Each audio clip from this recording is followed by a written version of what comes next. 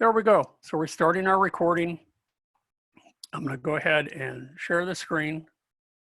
And the screen that I want to share is with her from lesson 12. And again, it's just showing that screen. I want the whole screen. So I'm going to do a new share. And I'm going to do this one.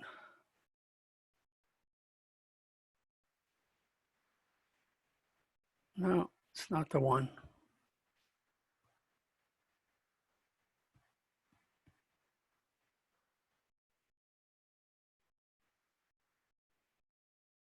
It's not working the way I thought. So hold on. My apologies. Let me go ahead again, new share.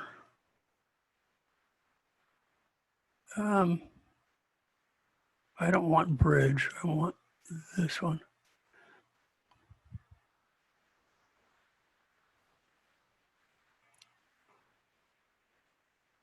There we go. That's the one that I want. So now I presume everybody can see the woman that we started with Camera Raw and editing her. If you can't, let me know and I'll make the correction. Anyway, let me go back in and do some of the retouching again. I made a copy of the background layer and I'm going to zoom in a little bit. Come on, let's zoom in. There we go. Okay, so initially we did a little bit of retouching, and that's what we're going to do. We're going to take this layer and retouch it. We're going to use the spot healing brush. Let's go back over here. We're going to remove some of her blemishes and some of her jewelry and some of her freckles and things like that. Not all of them, but just a few. Okay. Maybe this one down here. It's kind of big. Okay, so we're done with that. The next thing that they want us to do is use the dodge and burn tool, and they want us to use the sponge tool. Those tools I don't believe we've used up until now.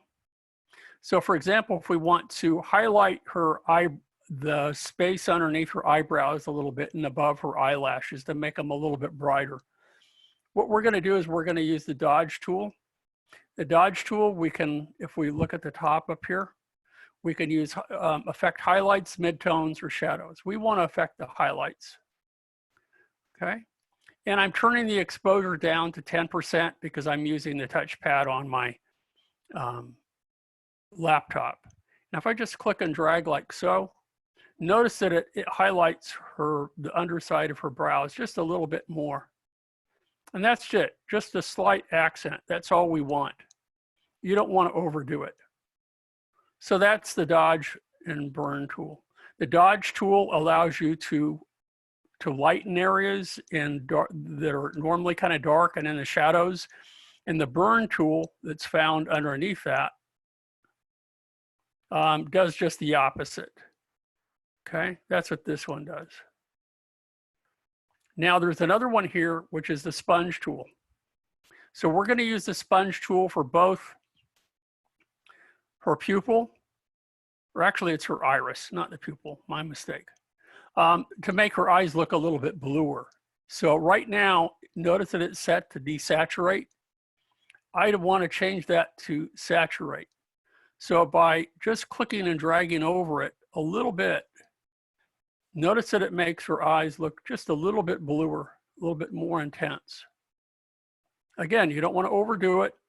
It's useful when you're working in nature and you want to make flowers and that sort of thing look a little bit brighter than on the day that you shot them. It's good for those sorts of things. So we're making her eyes a little bit bluer.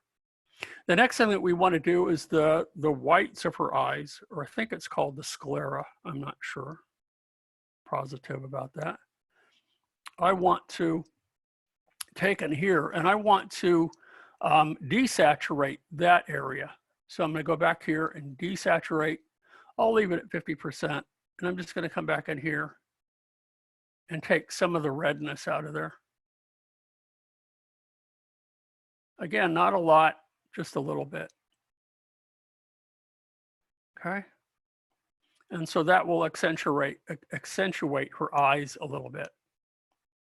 So now what I'm going to do with this, because there's a little bit more that we need to do with her, is, and I'm probably forgetting something here. Now I'm going to go ahead and I'm going to copy this one just for the heck of it, just because I've taken it one step further than what I did before.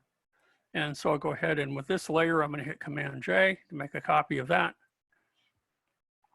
And now what I want to do is that her skin tones are still pretty red, and I want to get that out of there. I want to make it a little bit more subtle than what we did before. So what I'm going to do is I'm going to come up to select, and I'm going to use color range. Okay. This little dialog box pops up. And now what I want to do is I'm going to leave the fuzziness to about 10.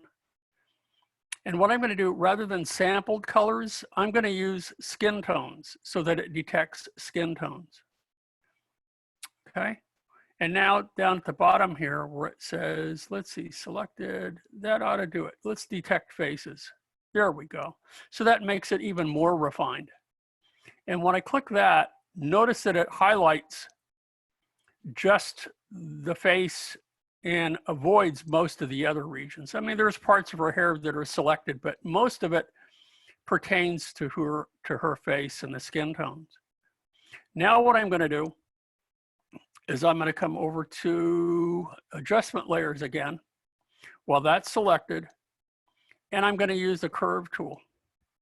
And now what I can do is that notice that when I pull this down a little bit, notice how it gets darker, and when I push that up, it gets much lighter. Okay. I want to take that and I want to get, oh, wait. Let me go back and reset that. I goofed. I don't want to affect all of it. I just want to affect the reds. My bad. There we go. So now if I do that and I pull this down just a little bit, notice that the reds are not so pronounced. If you do it too much, then it's really green. She looks kind of ghoulish. But if we pull it up just a little bit, and just a subtle little change so that the skin tones are not quite so red, then that's all we want to do to that. And we're almost done with her, almost done. So one more thing that we're going to do now is I'm going to take this layer that we just completed, and I'm going to make a copy of that, Command J. And I'm going to move it above the other one. You don't have to where there was the adjustment layer. And what we're going to do now is we're going to, actually, I'm going to leave it down there. Let's just leave it down here just for the heck of it and see how the difference. And now what I'm going to do is I'm going to use a smart blur on this. Because if we zoom in here and we look at her face, this was shot with a really good camera, and you can see all of her pores. And while it's not bad looking, it's a little unsettling. So we want to smooth that out a little bit, not too much. Otherwise, she'll start to look like a corpse.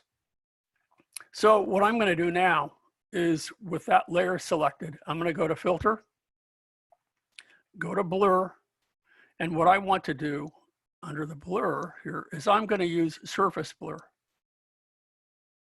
Okay.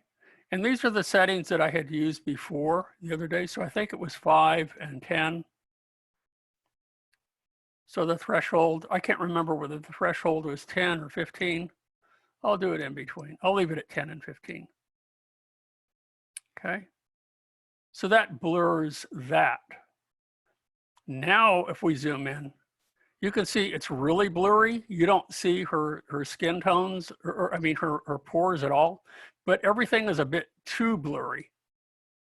And I don't want it too blurry. So I'm going to take the opacity of the layer and I'm going to drop it all the way down to maybe 10%, maybe 40%, something like that.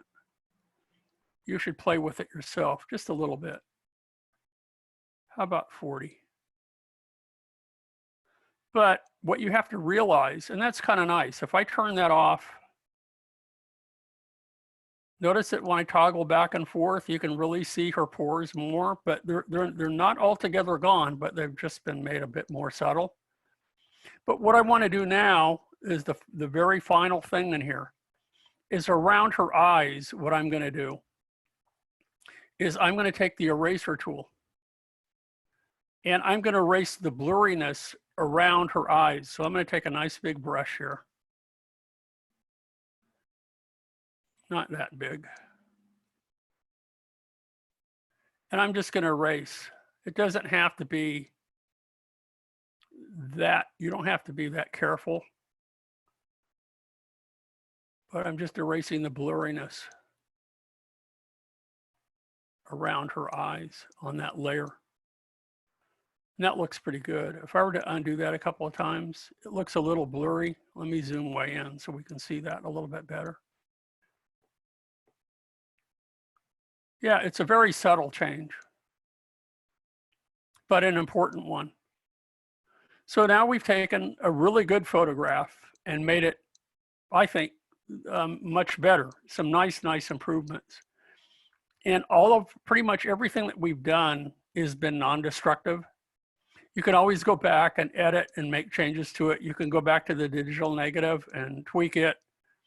And we're pretty good. It looks pretty nice now. So we've taken, let's go back and cover what we've covered in this lesson. We took the digital files for the mission and we edited those using Camera Raw. And we also use Camera Raw to open up a JPEG, which you can. We also use Camera Raw to take multiple photographs and to make sure that the color balance between all of them was uniform. And now we've taken an interior shot of this woman. It was very good, but we've made it better. We've removed some of her blemishes. We've softened her skin a little bit so that we don't see all of her pores. That's pretty much it. That's all of it non-destructive and working, you know, as well with Camera Raw. So I'm going to go ahead, and if there aren't any questions, I'm going to go ahead and turn this off for a minute. So I'm going to stop sharing, and I'm going to pause.